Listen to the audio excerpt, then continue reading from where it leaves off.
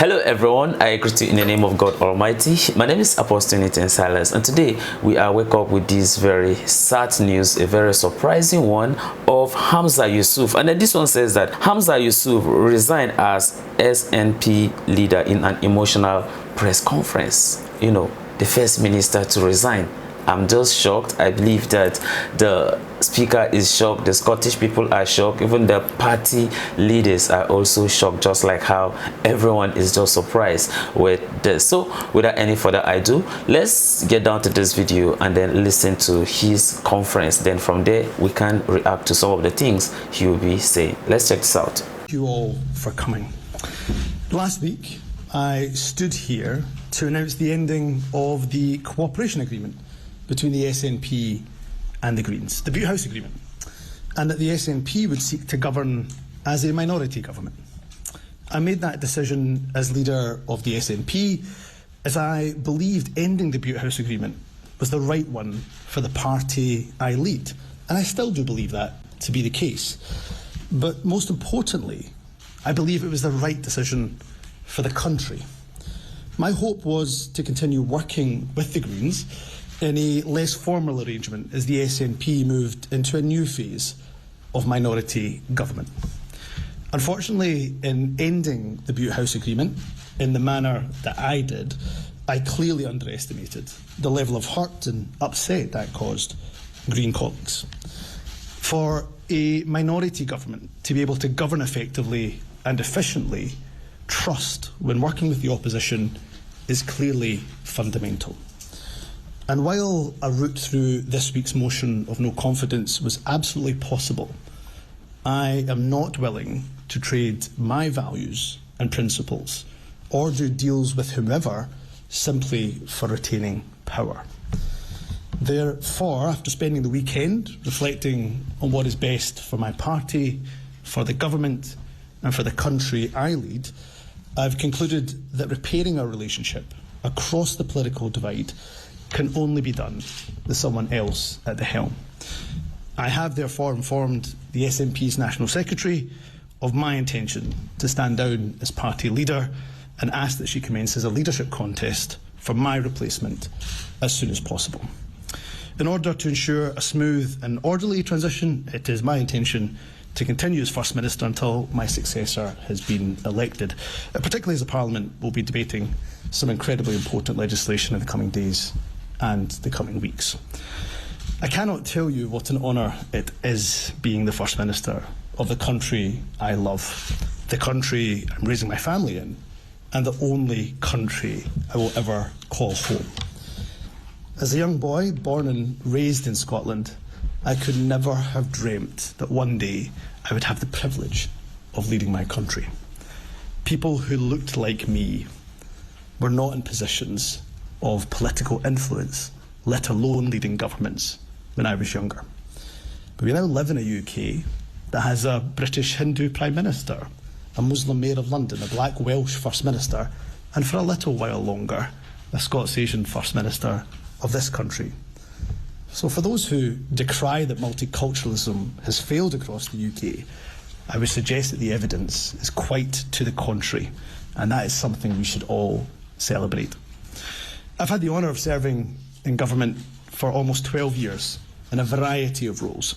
Whatever position I held during my time in politics, I've always been guided by my values.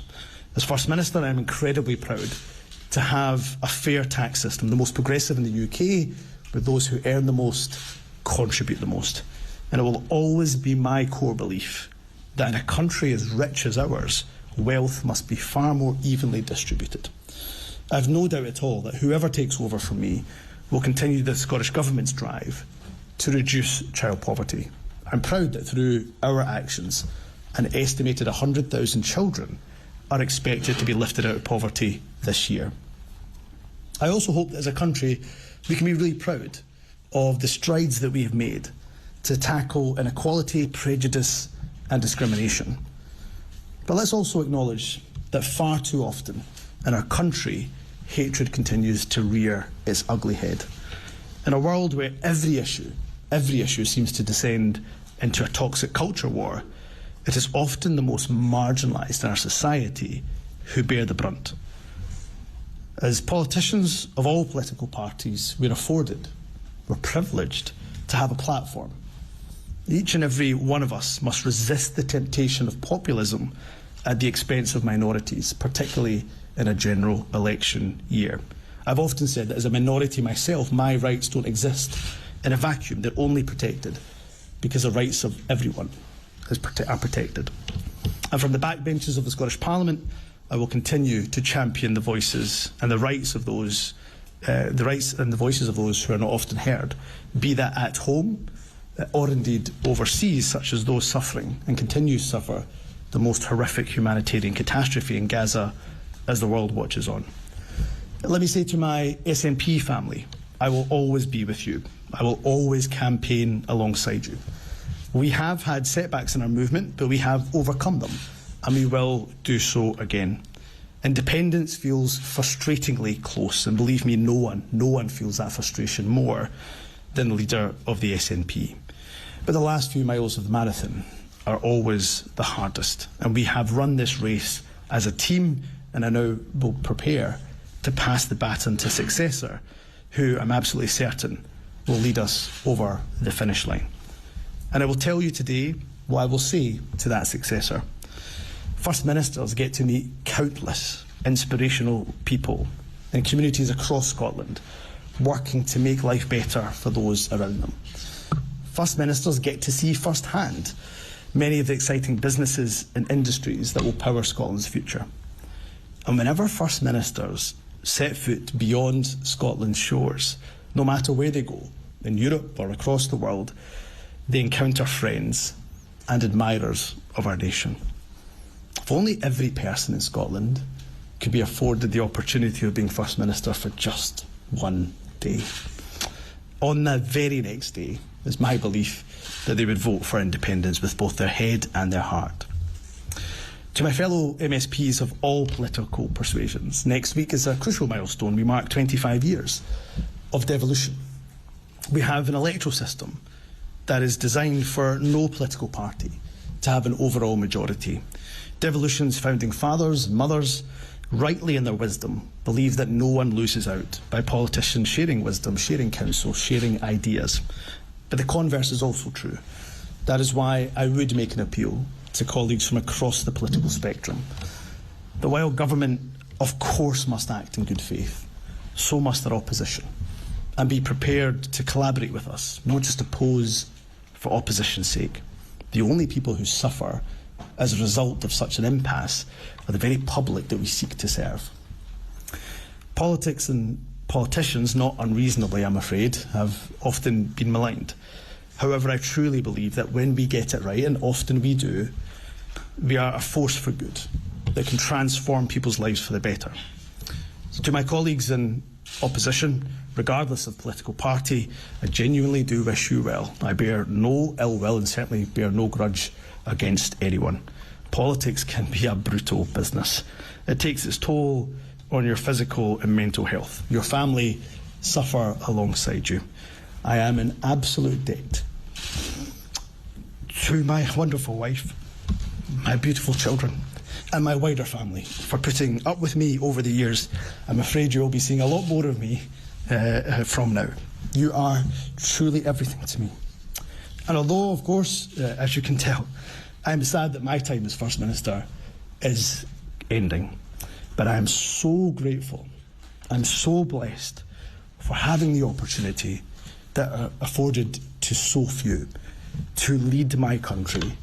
And who could ask for a better country to lead than Scotland?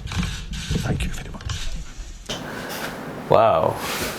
This is a very tough decision being made by Humza, even though he says that he made his decision based on principles, based on his own values. But then, you know, because of some of this happening in the Middle East, and as a leader, you can become hysterical sometimes because you are human. But then, in making decision as a leader, just like how Humza made his own decision, this is not just affecting the Scottish National Party. It's not about, understand, the Scotland itself. It's not about even the United Kingdom, but this is going to affect each and every individual because of his own decisions, in as much as, of course, he made his own personal decision based on his own personal principle, based on his own personal values. But at this point in time, he tend to forget that he is actually, innocent, the leader of Scotland. And then at that point in time, he is not supposed, in a sense, to make this very personal decision, because when you look at what is actually happening in the Middle East, precisely in Palestine, you look at the resistance movement for the people of Palestine. I'm talking about, understand, Hamas. When you look at, understand, this very group, you realize that these are religious, understand, movement, and not, you understand, a movement for the people of Palestine. These are religious, understand, movement. And then when you look at it, understand, in that very aspect, then it means that he forgot that he is actually, understand, a leader of multiculturalism, which is something he directly, in a sense, benefited, in a sense, from it, just as how he even mentioned in his press conference. But then, because of the decision, you understand, that he has made, he is going to make it, in a sense, very difficult on someone who might be a Muslim and seeking such, in a sense, positions, you understand, in the future. So those are some of the reasons why he could have not resigned. But nevertheless, of course, at some point we have all been, in a sense, in the parliament. But then I was expecting that as he tendered his resignation, even after this press conference, I expect that the deputy minister should take over as an interim leader of the National Party. Then after that, he can now organize, in a sense, election, so that at least there will be fairness, there will be equity in the process. But then him still being, in a sense, the leader, and then he won the house, in a sense, to now run an election, whereas him still being there, in a sense, as a leader, I know that this is going to throw the party into chaos. And not just about, in a sense, throwing the party into chaos, but throwing the whole nation, in a sense, into chaos. And this is one of the reasons why, as a leader, you don't have to make what emotional, in a sense, decision in this kind of situation. I know that, of course, he get carried away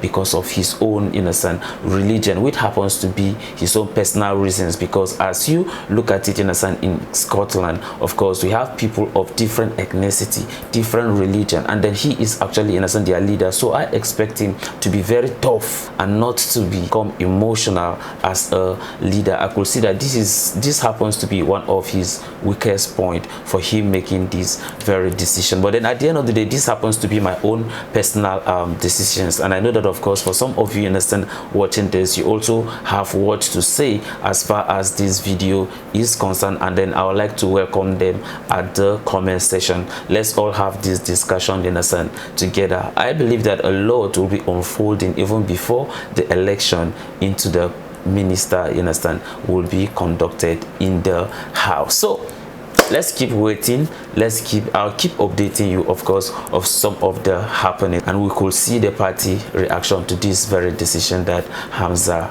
made. So this is the end of my video. If you like my reaction, you should like, share, and subscribe. If you have any video you want me to react to, don't forget to drop it at the comment section, and I'm going to check it out. So you remain blessed, and I see you in my next video. Bye bye.